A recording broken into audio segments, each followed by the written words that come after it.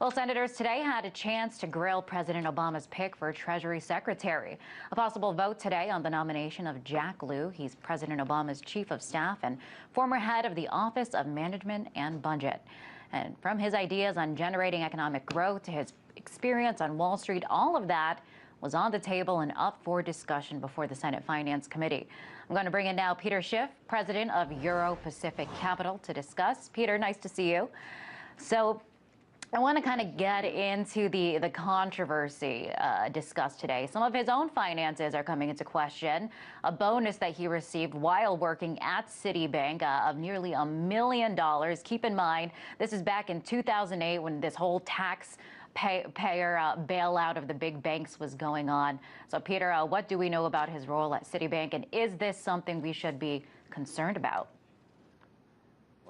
Well, look, remember, a lot of former Treasury officials were at Citibank. Look at Robert Rubin, right? He rode that company down. I think they made a lot of mistakes. But also look at Geithner. Look at, when he was originally appointed, he had his own tax problems. It turned out that he didn't even understand the income tax because I forget what mistakes he made. Remember, he had to amend his return.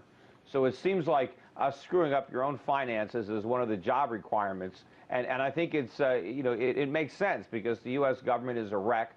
We don't even have a Secretary of the Treasury. We have a Secretary of the Debt because there is no Treasury. The Treasury is empty. All we've got is liabilities. Yeah, that's an interesting comparison that you make, saying that it's a qualification to be Treasury Secretary. Of course, this calls into question who benefited from the taxpayer bailout of the big banks in 2008. Lew certainly is one of the beneficiaries, I should say. Well, the beneficiaries were certainly people who had loaned money to the banks, employees of the banks.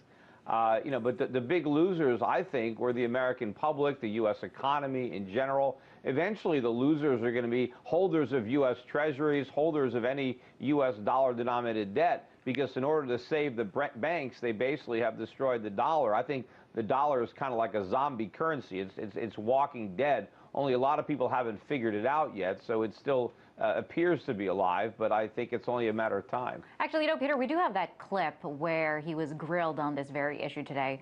Let's take a listen. Explain why it might be morally acceptable to take close to $1 million out of a company that was functionally insolvent and about to receive $1 billion of taxpayers' support. Senator, in 2008, I was an employee in the private sector. I was compensated in a manner consistent with other people who did the kind of work that I did in the industry.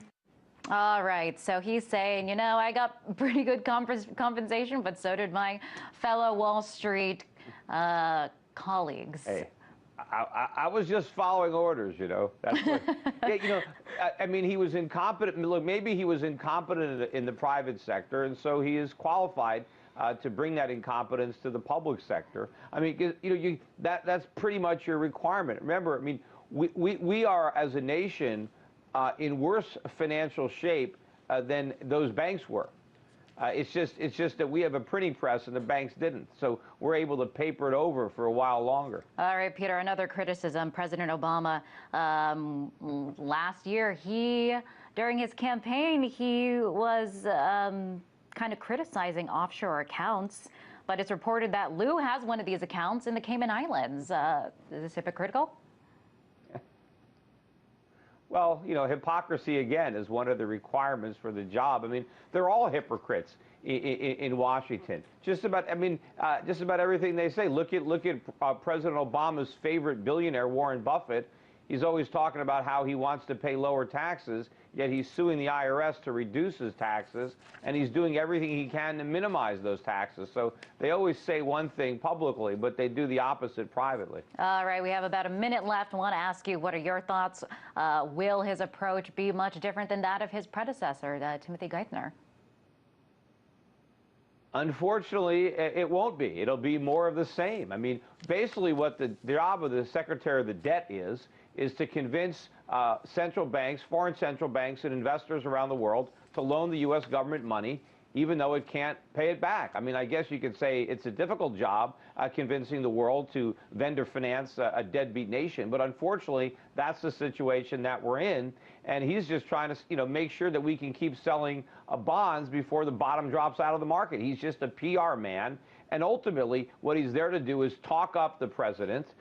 He's not there to actually give the president solid advice on the finances of the country. He's there to rubber stamp the president's agenda and make sure there's enough buyers for our debt so we can finance this massive expansion of government long enough to get him reelected. Or, in the case of Obama, I mean, they've already gotten him reelected. Maybe they think they can get another Democrat elected in 2016 if they can keep this Ponzi scheme going for 4 more years. I just think it's too big at this point. I would be very surprised if they got out of Dodge in time this time. The always outspoken Peter Schiff. Appreciate you coming on, Peter. That was Peter Schiff, president of Euro Pacific Capital.